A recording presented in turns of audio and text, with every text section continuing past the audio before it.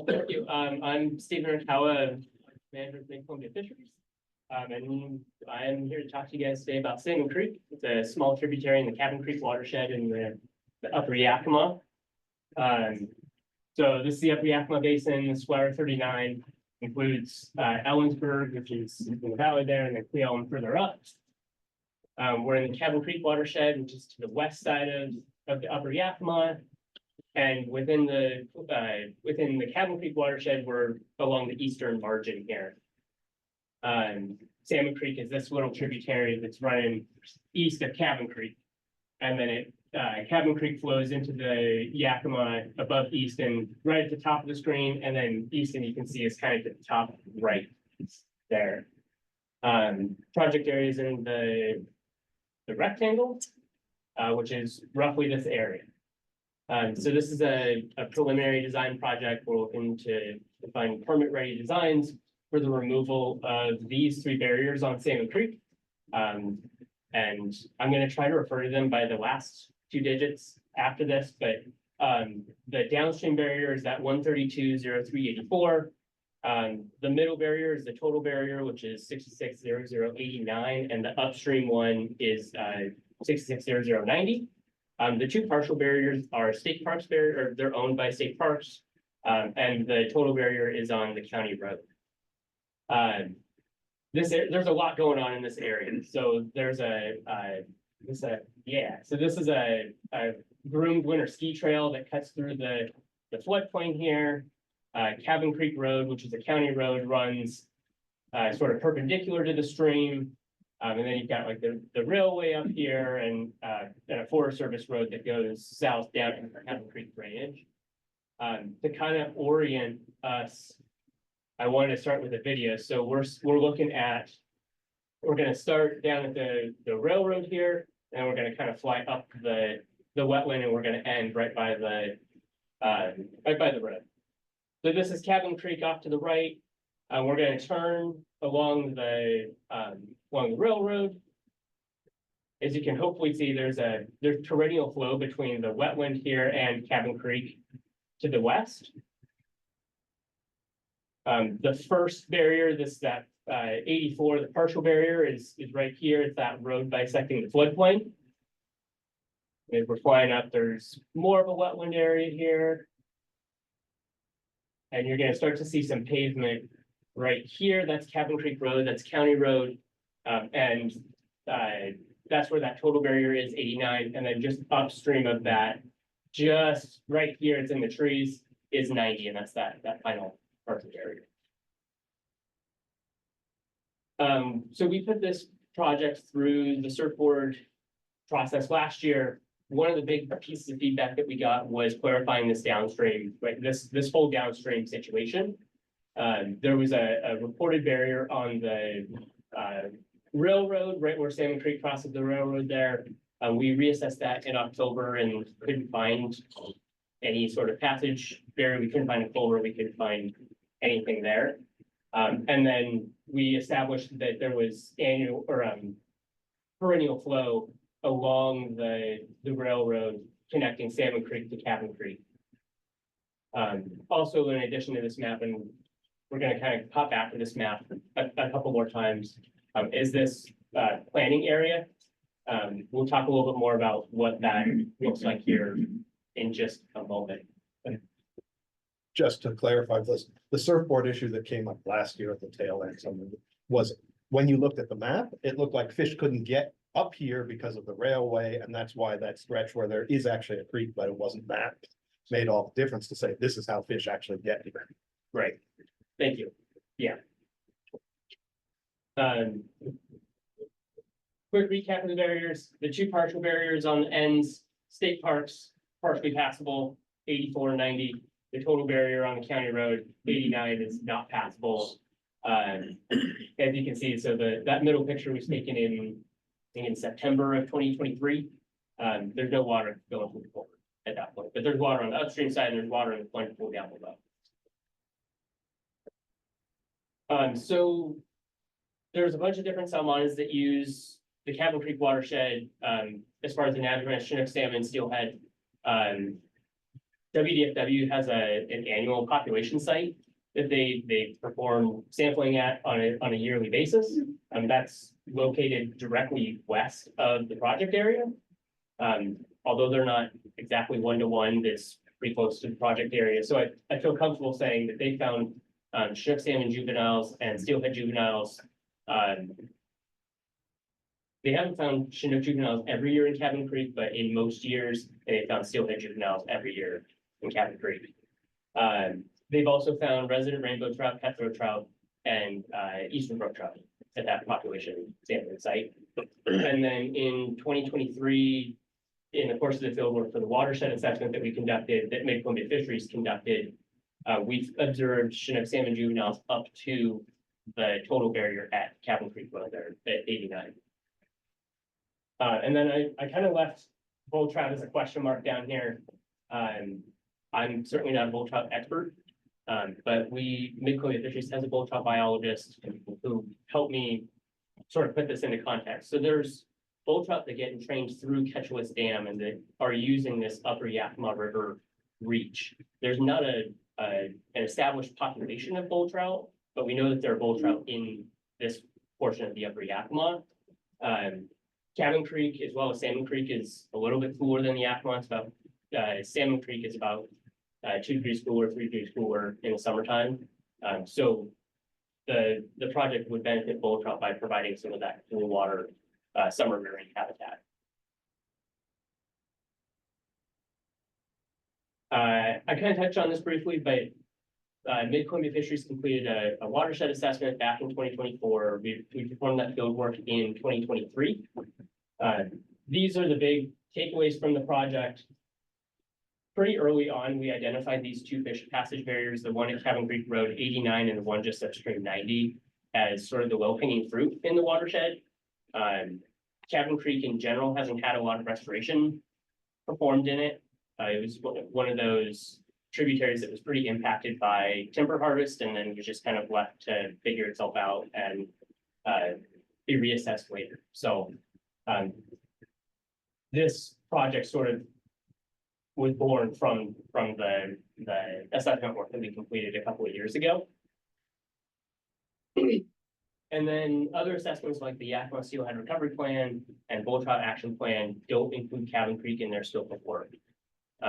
So they do have both Cabin Creek Fish Passage and Steelhead Recovery Plan has floodplain alteration listed as threat and restoration action or restoration actions generally, but Cabin Creek specifically isn't included.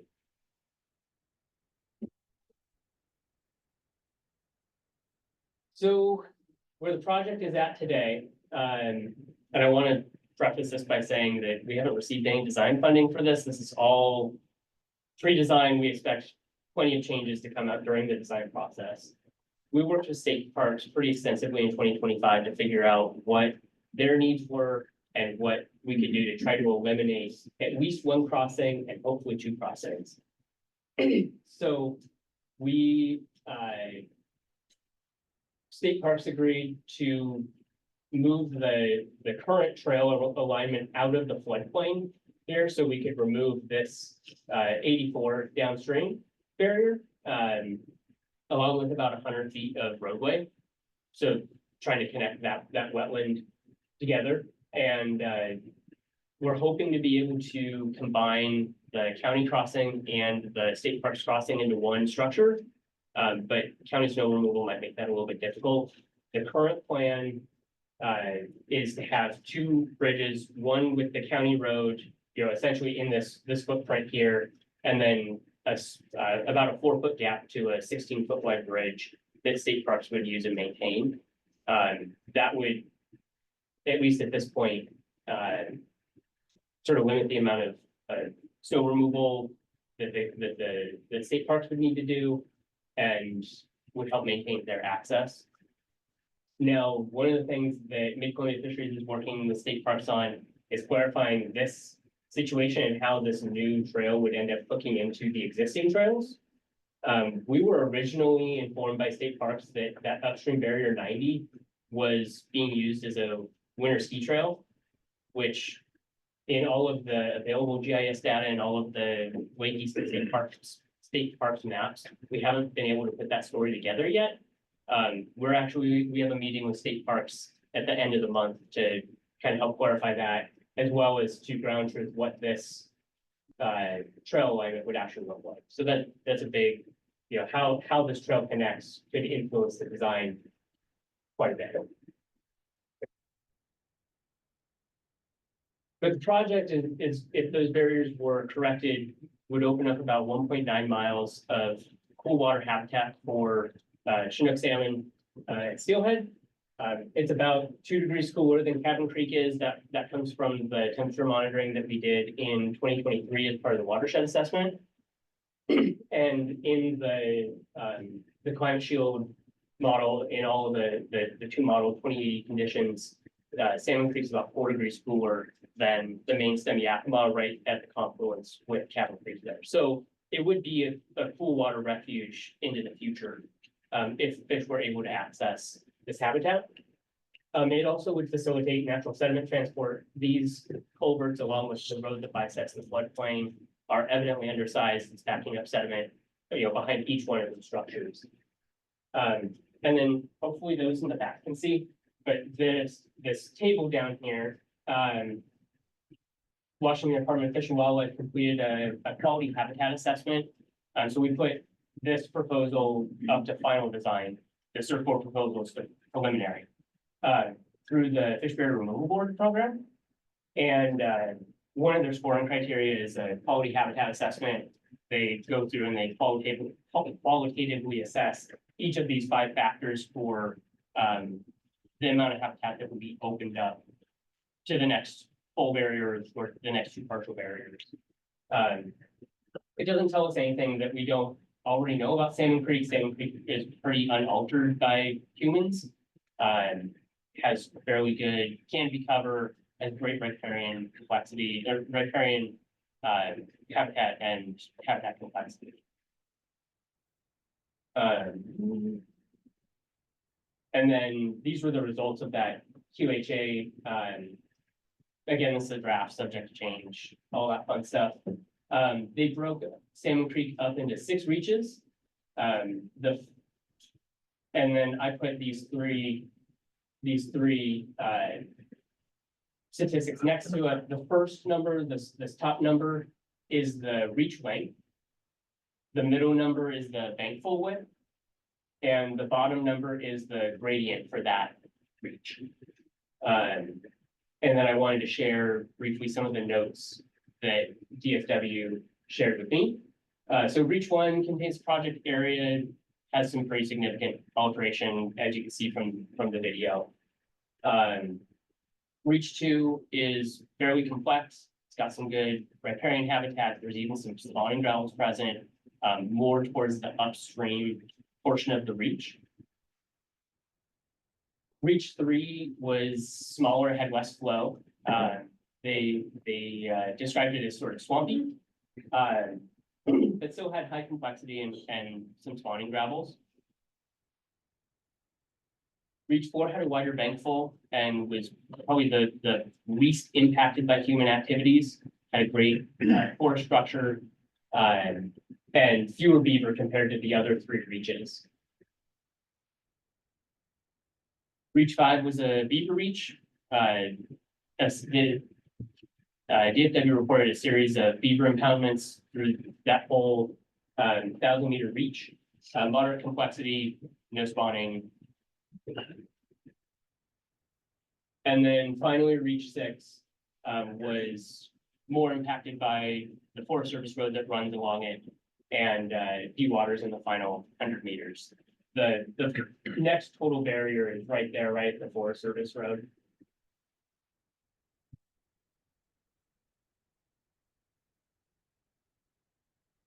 Okay, so getting more into sort of the budget proposal here, the timelines are in that second column.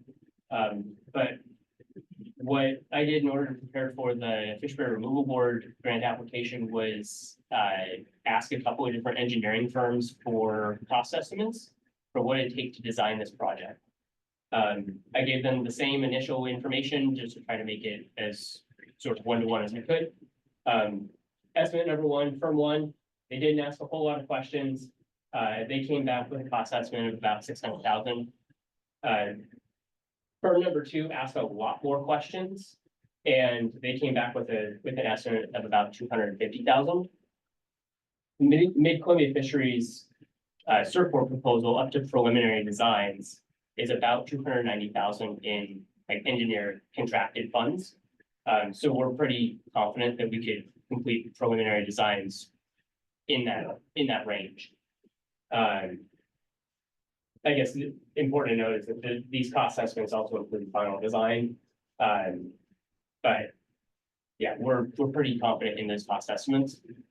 Oops. What did I hit?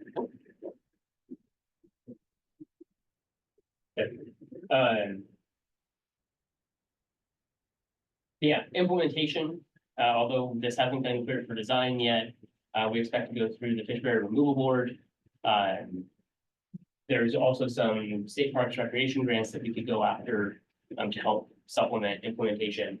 We expect the overall construction cost to be somewhere in the realm of like $2 to $4 million though for all 3 barriers. So although that's not a firm number obviously at this point, but yeah, that's I think the project. And be happy to take any questions that you might have. Doing great on time.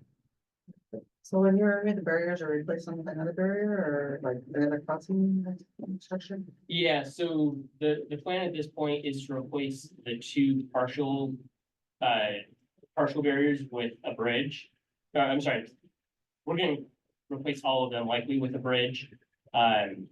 Alternatives obviously to come out in design. Those bridges would be like 50-foot wide, or I'm sorry, 50-foot long. So they wouldn't restrict the channel in any way. So is that a total likely of 2 bridges or 3? 2 bridges Okay, good. So from 3 barriers to. from, yes. Thank you. And is that included in your cost or is it separate? The, The this is just for design, it's not for Oh. construction. Okay. But that said, bridges are, what exactly that alternative looks like is expected to change through the design process. That's just sort of where we're at today. Other questions? I got a quick question, that map you showed with the different reaches and gradients, that, so the project area is above that, right? The project area is in reach 1 right here. Oh, okay, so all 3 of those barriers are right, okay. Yep.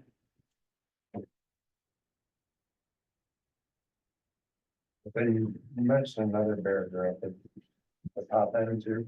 Yeah, so so if these barriers were corrected, this entire length reaches 2 to 5 would be opened. And then the first part of 6, the next total barrier is right at the end of the streamline right there in reach 6. And is there significant habitat upstream of that barrier? Would it be something that you potentially look at in the future, or does that sort of where the stream is steepening or shrinking or? That's a great question. I haven't checked it out really in detail. When DFW did their QHA back in the fall, they mentioned that there's a lot of rock that's been dumped in that, right along the Forest Service Road there. Casey Costello's best guess was that it was just trying to find some source of equilibrium or some sense of equilibrium up there. So I have no idea what those conditions look like above the barrier. At least assessing and being able to address, is it something to look at in the future would be a great thing to potentially add to the project. Not that even a full design or anything, but just, did we get 90% of the good habitat with below barriers, or is there a gain to coming back in and look at that upstream? Okay. What's also kind of surprising, so the green and white up here, this is all a REM that I had built. It's kind of surprising to me that the stream kind of takes a sharp turn there towards the road and doesn't follow its valley further up. But again, I haven't spent a whole lot of time checking out that far upstream reach. You get any sense that reaches 1 and 2 were put there from the location closer to the middle of the valley, or was something that was their natural location? I think that it's hard to say. So there's for those familiar with the area, there's a snow park right here. That, you know, it's like a big parking lot. I'm sure that the stream was moved at some point over. And then obviously the Forest Service road kind of snakes its way up like this. So, you know, it's very possible that it was pushed up against that wall at some point. But I don't think that for certain. I mean, there's an old sawmill site there, which would be part of it. The main thing is someone locked it in when they built the railroad into late 70s, 80s. Right. And that crossing is consistent from, you know, when they built the railway on, so I don't think it's been moved since then. Do you have any fish counts or red counts or anything besides just the species list I don't, not with me. that exist? I'm just wondering if it's like 5 shouldn't be here or if it's 50 shouldn't be here. For the watershed assessment, DFW sent us their sampling counts. Those are all juveniles, though, those aren't reds. I don't remember those numbers off the top of my head. In the early to mid 2010s is when juvenile abundance seemed to peak. And then it sort of decreased after that. I don't think that they found any Chinook up there, you know, from 2020, I want to say 2023, but don't quote me on that. How much water do you have flowing from there?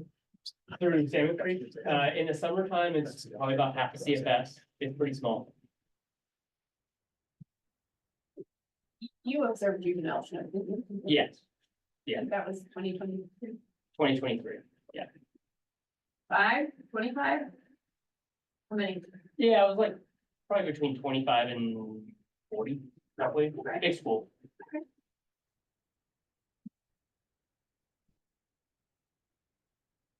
Further questions?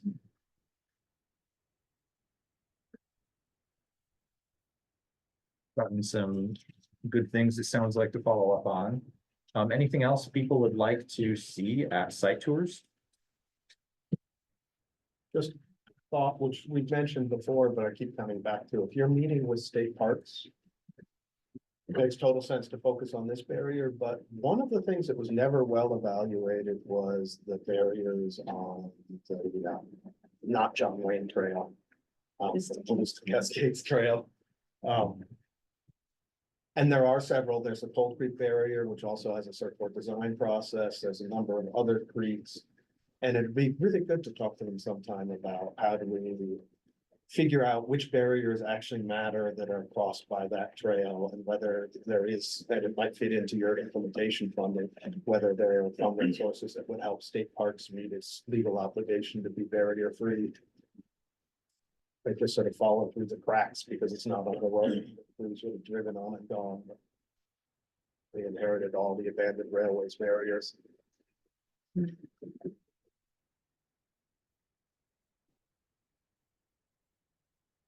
Are there any barriers downstream of these? Nope. Oh, I think so. Any idea why? Thank you. I've never asked. Anyone know why it's called Salmon Creek? That just named it that. Oh, really? Mhm. Okay, it's not a map name. Because he saw salmon. All right. It's officially an unnamed tributary, But the locals do. but Yeah. locally known as. Yeah. Makes for a better proposal when it's Salmon Creek and not unnamed tributary. Is there anything you thought that we might ask that we haven't yet? I don't think so. I thought there'd be a few questions about the, you know, where we were at as far as design. And I tried to answer those, get those off as fast as I could. And just an observation that the stream mapping And the barrier mapping is a perennial where we have these errors. It can be actually fairly challenging to get those fixed. And that's something we try and track on the side, that let's make the maps actually match what's on the ground. But it's not always easy. And so it was great to have you guys able to document for the state that believe us, not the maps, here are the photos.